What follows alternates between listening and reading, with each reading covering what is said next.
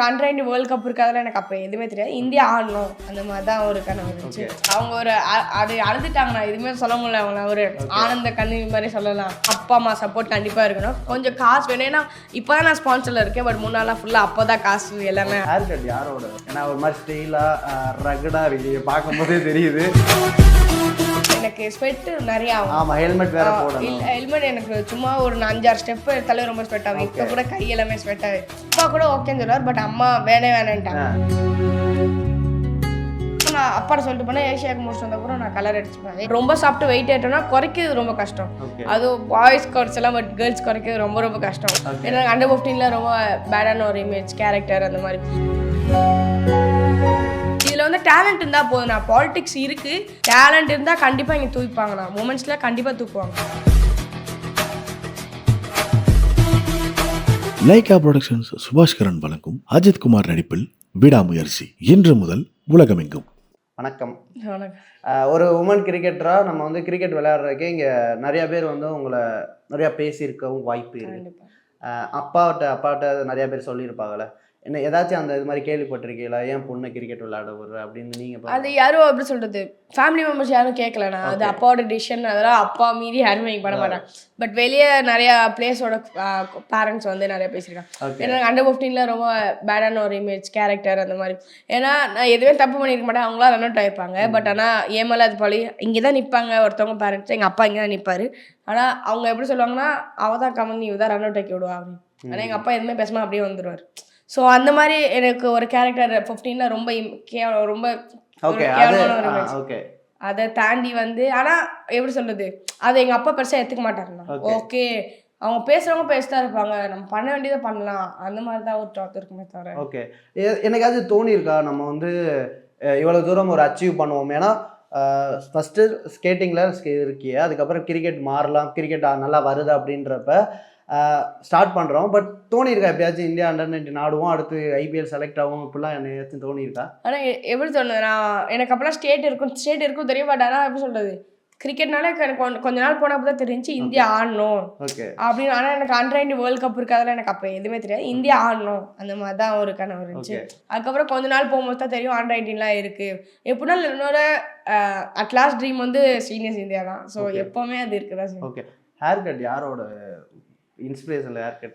ஏன்னா ஒரு மாதிரி ஸ்டைலாக ரகடாக இருக்கு, பார்க்கும்போதே தெரியுது. ஒரு விக்கெட் கீப்பர் இங்கே நில்றா அப்படின்னு சொல்லிட்டு ஜாலியாக இருக்கலாம். ஹேர் கட் எங்கே இன்ஸ்பைர் தான்? அது ஹேர் கட் எது இன்ஸ்பைர்ட் எதுவுமே கிடையாதுன்னா, ஏன்னா வந்து எனக்கு ஸ்வெட் நிறைய ஆகும். ஆமாம், ஹெல்மெட் வேற போடணும். ஹெல்மெட் எனக்கு சும்மா ஒரு 5-6 ஸ்டெப் எடுத்தாலே ரொம்ப ஸ்வெட் ஆகும். இப்போ கூட கை எல்லாமே ஸ்வெட் ஆகுது. அந்த மாதிரி நிறைய ஸ்வெட் இருக்கும்போது நான் அப்பா கூட ஓகேன்னு சொல்லுவார். பட் அம்மா வேணான்ட்டாங்க. ஸோ அதுக்கப்புறம் ரொம்ப கஷ்டப்பட்டு அழுது வச்சு 2 பேர்ட்ட கேட்டு வச்சு அப்புறம் பண்ணுங்க நல்லா இருக்கும், ஒரு வாட்டி பண்ணி பாருங்க, இல்லாட்டி நான் முடி வளர்த்துறேன் அந்த மாதிரி பண்ணி பார்த்தேன். சூப்பராக செட் ஆயிடுச்சு. அப்படியே சரி பண்ணேன். அப்போ நான் அப்பாட்ட சொல்லிட்டு போனேன், ஏஷியாவுக்கு முடிச்சுட்டு வந்தப்பறம் நான் கலர் அடிச்சுப்பேன். ஏஷியாவுக்கு செலக்ட் ஆகி முடிச்சிட்டேன்னா கலர் எனக்கு கொஞ்சம் கலருக்குனா ரொம்ப பிடிச்சிருக்கு.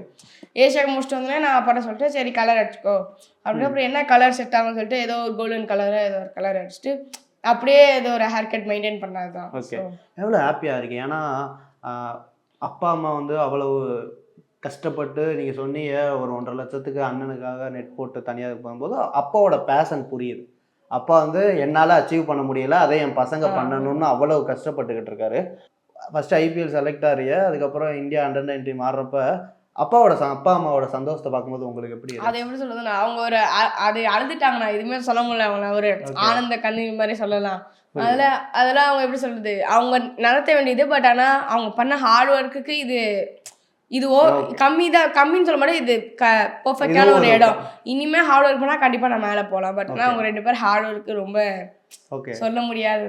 ஓகே, இங்கேருந்து நம்ம அதர் ஸ்டேட்டுக்கு போகும்போது அங்கே லாங்குவேஜ் ஸ்ட்ரகிள் இருக்கும். நிறையா பேர் வந்து நம்ம இன்னும் அது நிறையா இது நடக்கும், பாலிடிக்ஸ் நடக்கும், நிறையா லாங்குவேஜ் பேசுறதுக்கு இது இருக்கும். அது எதை மாதிரி ஸ்ட்ரகிள்ஸ் ஃபேஸ் பண்ணிக்கலாம், இல்லை கம்ஃபர்டபுளாக வச்சுக்கிட்டாங்க? இல்லை, அந்த அண்டர் 15 வந்து ரொம்ப ஏன்னா ஸ்டார்டிங் அப்போ தான் ஃபஸ்ட்டு NCAல போகும்போது ஏதோ ஸ்டேட்லேருந்து ஹிந்தி, சில பேருக்கு ஹிந்தி தெரியும், சில பேருக்கு இங்கிலீஷ் கூட தெரியாது.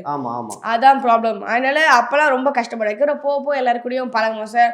அவங்களுக்கு அவங்க தமிழ் சொல்லி கொடுத்தாங்க, எனக்கு ஹிந்தி சொல்லி கொடுத்தாங்க. அந்த மாதிரி பழகிட்டு எல்லாத்துக்கும் நான் தமிழ் பேசினாலும் புரியும். ஓகே. அந்த மாதிரி அவங்களுக்கு என்ன ஹிந்தி பேசினா எனக்கு நல்லாவே புரியும். பட் எனக்கு கொஞ்சம் கொஞ்சம் கொஞ்சம் பேச வராது. பட் கொஞ்சம் நல்லாவே பேசுவேன். அந்த மாதிரி தினேஷ் கார்த்திக் மாதிரி பைய போறா அது இப்போ எல்லாத்துக்கும் ஆக்சுவலி எப்படி சொல்றது, இப்போ பேட்ஸ்மேன் கிரீஸ் அவுட் வெளியே அவங்களுக்கு ஹிந்தி தெரியும்னா வெளியே நிக்கிறாங்க அப்படின்னு சொன்னா அவங்களுக்கு புரியும் ஆக்சுவலி. ஓகே. ஸோ அந்த மாதிரி ஒரு நீங்களே கோட் வேர்ட்லாம் சொல்லி அந்த கொடுத்துருக்கீங்க. மாதிரி. Super super. இது ஃபிட்னஸ் பத்தி பேசியா, ஒரு விக்கெட் கீப்பரா நீங்க எல்லா ஓவர் ஸ்பின்னர்ஸ் போடும்போது முட்டி போட்டு நிக்கணும். இன்னொன்னு ஃபாஸ்ட் பவுலர்னா முன்னாடி போய் நிப்பீங்கல்ல, ஃபிட்னஸ் எப்படி இது பண்ணிட்டு இருக்கீங்க? அது எப்பவுமே அப்பா எப்பவுமே சொல்லுவாரு, ஸ்கில் வைஸ் ஓகே, பட் ஆனால் ஃபிட்னஸ் கண்டிப்பாக பண்ணியே ஆகணும். எப்போவுமே ஃபிட்னஸ் தான் ஃபஸ்ட்டு. அதுக்கப்புறம் நீ என்ன வேணா பண்ணிக்கோ. ஃபிட்னஸ் எப்பவுமே பண்ணி ஆகணும். ஃபிட்னஸ் விட்டுறவே கூடாது. அப்பா வந்து எப்படின்னா அந்த மாதிரி கண்டிஷன்லாம் கிடையாது. ஸ்வீட் சாப்பிடக்கூடாது, ஸ்வீட்டு வந்து ஃப்ரைட் அப்பா அதிகமாக சாப்பிடக்கூடாது, ஜங்க் அதிகமாக சாப்பிடக்கூடாது, வீக்லி ஒன்ஸ் இல்லை மந்த்லி ஒன்ஸ் அந்த மாதிரி வச்சுக்கோ. ஆனால் நான் வந்து ஆப்வியஸாக கேர்ள்ஸ் வந்து நிறைய ஸ்வீட் சாப்பிட்டா வெயிட் போடும். ஆனால் நான் ஸ்வீட் அதிகமாக எடுத்துக்க மாட்டேன். அந்த கேமுக்குலாம் அவங்களே சொல்லிடுவாங்க. பட் ஆனால் எனக்கு அன்ஃபிட்டாக இருக்கிறது பிடிக்காது. எப்பவுமே ஃபிட்டாக இருக்கணும். கீப்பர்னாலே கொஞ்சம் அன்ஃபிட்டாக இருப்பாங்க சில பேர். ஆனால் சில பேர் மெயின்டைனோட்லேயும் இருக்காங்க. பட் ஆனால் எனக்கு மெயின்டைன் பண்ணி ரொம்ப பிடிக்கும். ஏன்னா சின்ன வயசுலேருந்து ஃபிட்னஸ் பண்ணது எப்போவும் ஃபிட்டாக தான் இருக்கும்னு நினைப்பேன். ஸோ எப்போவுமே அந்த சுகர் எதுவுமே எடுத்துக்க மாட்டேன். சம்டைம்ஸ் எங்கேயாச்சும் வெளியே போனால் ஏதாச்சும் வீக்லி ஒன்ஸ் சுகர்ஸ் அந்த மாதிரி எடுத்துப்பேன். மற்றபடி எதுவுமே எடுத்துக்க மாட்டேன். ஃபுல் மதுரை போன அதுவும் பன் பரோட்டாலாம் சாப்பிடாம எப்படி இருக்கிறது அப்படி டயட்னஸ் ஃபுட்டை பற்றிலாம் எவ்வளோ வேணால் ரொம்ப கண்ட்ரோல் பண்ணி இருக்கணும். இன்னொன்று அப்ராடுக்கு போகும்போது அங்கே என்ன ஃபுட் இருக்குன்னு தெரியாது. ஸோ ஃபுட்டெல்லாம் எப்படி பிளான் பண்ணுறீங்க? அது எப்படின்னா சின்ன வயசுலேருந்து அப்பா வந்து நிறைய ஃபுட்டுண்ணா, நிறைய லைக் மார்னிங் வந்து எக்ஸ் கொடுப்பாரு. அப்புறம் எனக்கு ஒரு 10 முட்டை, அண்ணனுக்கு ஒரு 10 முட்டை, அந்த மாதிரி மதியானம் சிக்கனு, நைட் சப்பாத்தி சிக்கன், அந்த மாதிரி ஒரு டயட் போயிட்டே இருக்கணும். அப்புறம் ஏதாச்சும் ஒரு மந்த்லி ஒரு வாட்டி சம்திங்ஸ் லைக் கேஎஃப்சி அந்த மாதிரி போயிட்டு. எனக்கு பர்கர்லாம் சின்ன வயசுலேருந்து பிடிக்காது, அதெல்லாம் நான் சாப்பிட மாட்டேன். ஆனால் எனக்கு கேஎஃப்சி ரொம்ப பிடிக்கும். அந்த மாதிரி ஒரு வீக்லி ஒன்ஸ் அந்த மாதிரி போகும்.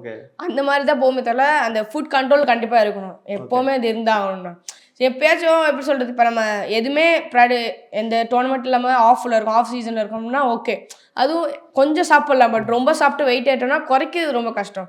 அதுவும் பாய்ஸ் குறைச்சலாம், பட் கேர்ள்ஸ் குறைக்கிறது ரொம்ப ரொம்ப கஷ்டம்.